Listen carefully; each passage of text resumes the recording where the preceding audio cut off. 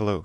Today I'm going to try to recreate this picture that I have on screen of these hexagons, and I'm going to do it by starting in Autodesk Inventor to model it and then going to Cinema 4D to render. And I'm probably going to split this one up to make it a little easier. So let's begin by going to Autodesk Inventor and create a new part.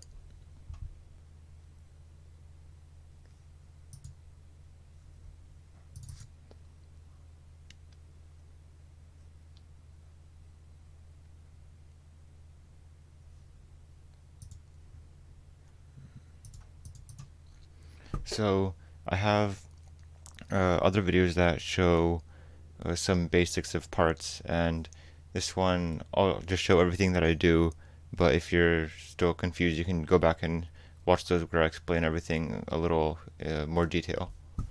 So I like to change my units to millimeters, and it doesn't really matter for this picture because the scale is all relative, but basically I'm going to use parts to make these hexagons and later put them into an assembly altogether and make a shape like this.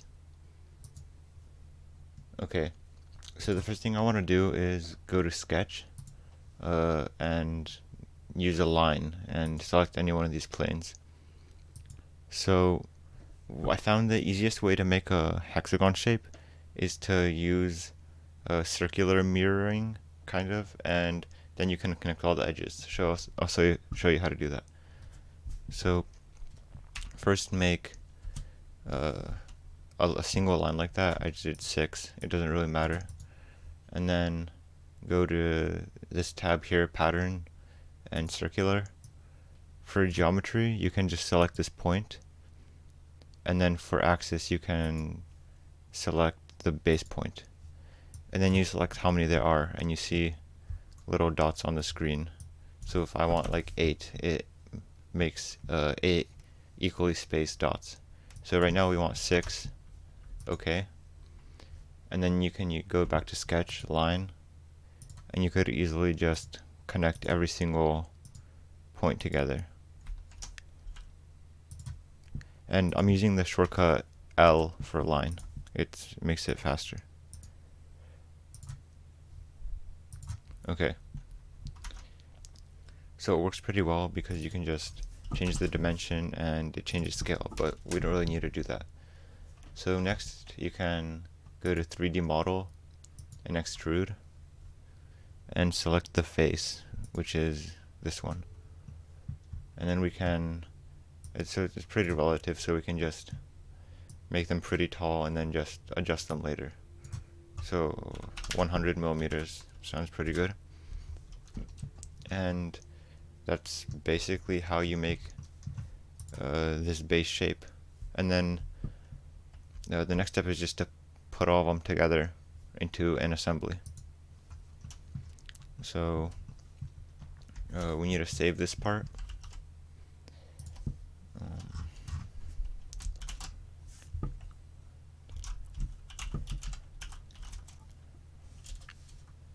And I'm just going to save it here.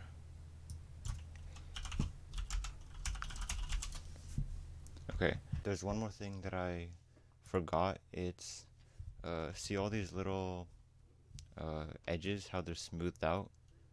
We can add that on ours and it'll look pretty good in the final render too. So to do that, we use a tool called Fillet. It's in 3D Model Fillet, or you can just click F, and then you can just select all the edges, even through walls.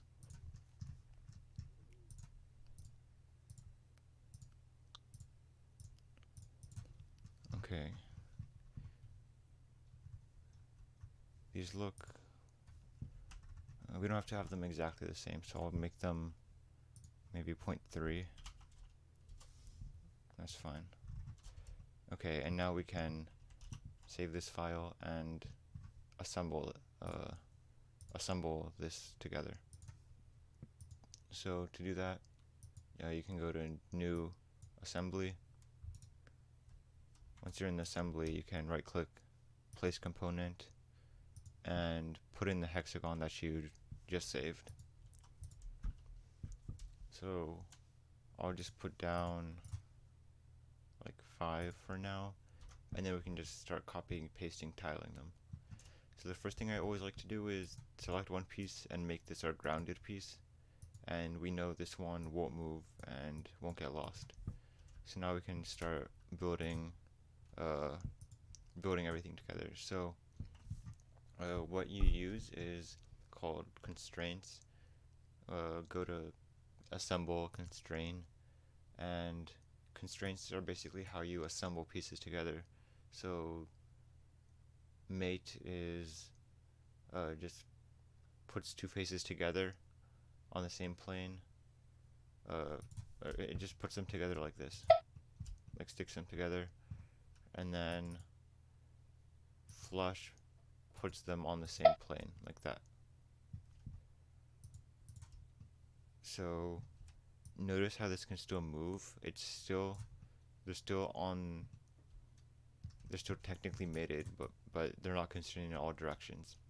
So to fix that, we can mate the edges.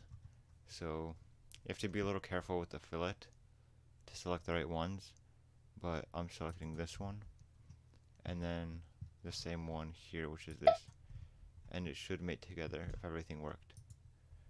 So then you can just mate this face, and then this face, and finally this one, just like that. So I'm just gonna start putting this together slowly, and later show you how to kind of copy and paste them to not just do a bunch of time doing these one by one.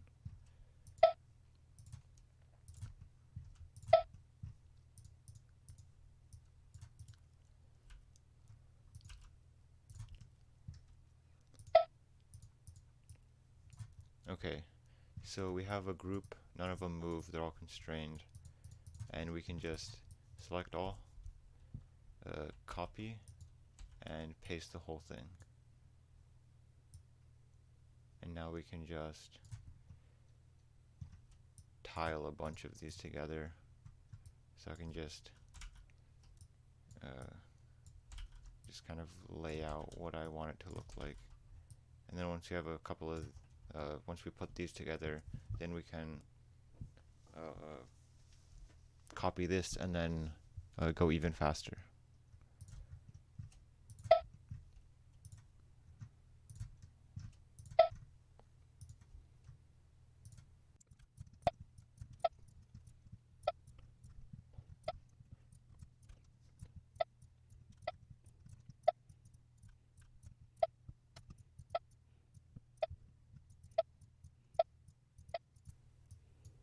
Okay, so now we have this big group of pieces, and you'll see that we could have just went into a sketch and just made them all here, but I thought it would be a little easier to put them here and then change the levels in the assembly, and it just teaches kind of how to use both assembly and parts. So also for constrain, you can just click C on the keyboard, and sometimes if you're like clicked into a part, it doesn't show up and you have to click escape, and then it should work. Yeah. So copy this, paste, and now we have an even bigger block, and we can just arrange 4 of these to have a pretty nice block. Okay. And repeat.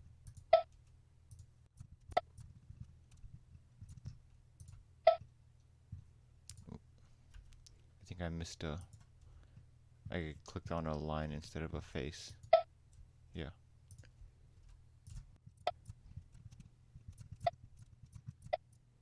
Alright, and then level all of these out.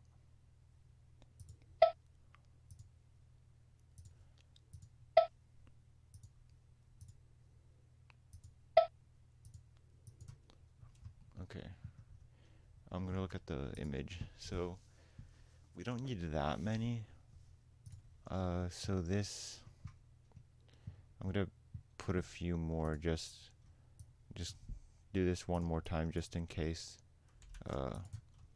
You know, you don't see any gaps in the background or anything. So now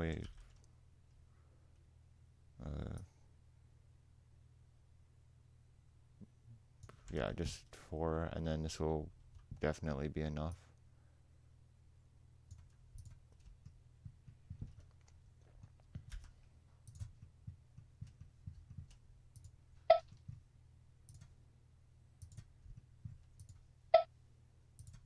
Okay, 1.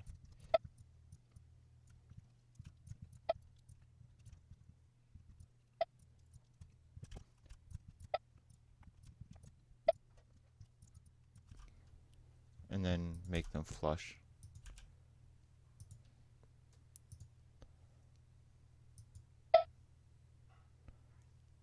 Yeah, that should be fine. So it's still pretty good now, but depending on your computer, things might be starting to slow down because you have hundreds of hexagon rods. So a trick that you can use to kind of optimize your assemblies is make a new assembly and then insert this assembly into that one. You won't be able to like move individual pieces within the assembly, but it'll speed everything up if you need to put this into a different assembly. So now what we want to do is start to try to recreate the volume and difference in height that all of these have. So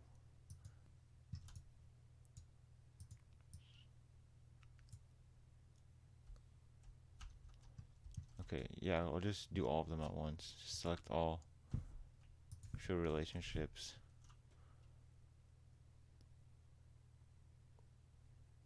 There's like hundreds, so it might take a little bit. And then we can select all again with the relationships. And then we can hold control and just select these. So now we have, oh, these didn't work, okay. Just deselect all these, the hexagons. And all the relationships should be selected. And we can, oh, I deleted those. I'll go back. Yeah, Control Z, because we weren't supposed to delete the ones in the back. Okay, so let's try it again. So select the relationships with these.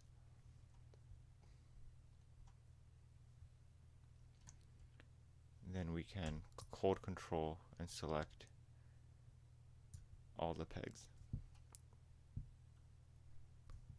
And now just check around to make sure it's only relationships. So now we can delete all these top relationships. Okay, and then hide all relationships. And it should be running a lot more smoothly now too, because those hundreds of relationships are gone. So now we should be able to just keep trying to replicate this. So we just need in the back just a few tall ones.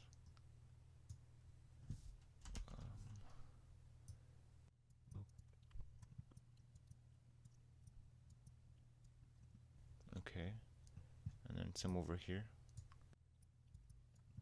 And then once we're in Cinema 4D, we can still modify these heights. It's just a little easier just to do them by hand now, like this.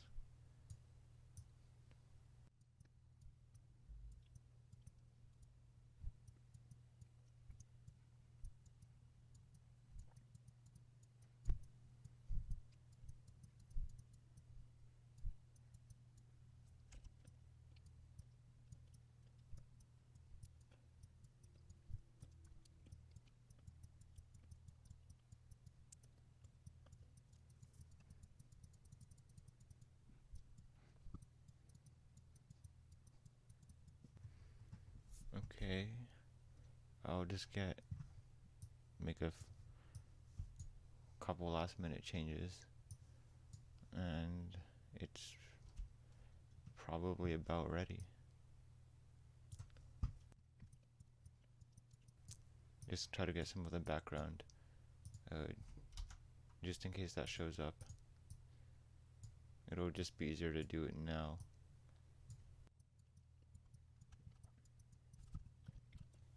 So our point of view will be a little something like that, maybe. Yeah, we'll experiment with that later, but I just want to make sure that our entire field of view is kind of covered with these, so there's no gaps in the background somewhere.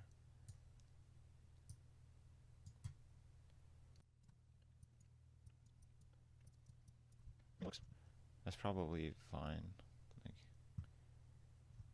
Yeah. Alright. So this is probably where I'm gonna end part 1.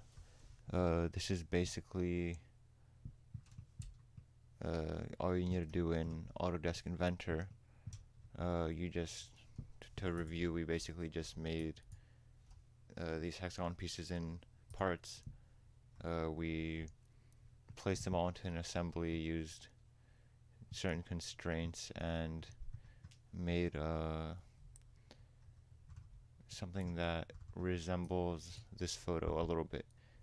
In the next video, I'm going to show you how to import this into Cinema 4D and then use the Redshift render plugin. There's some prerequisites, but if you have it, it'll work really well to create an image just like this one. Alright, see you.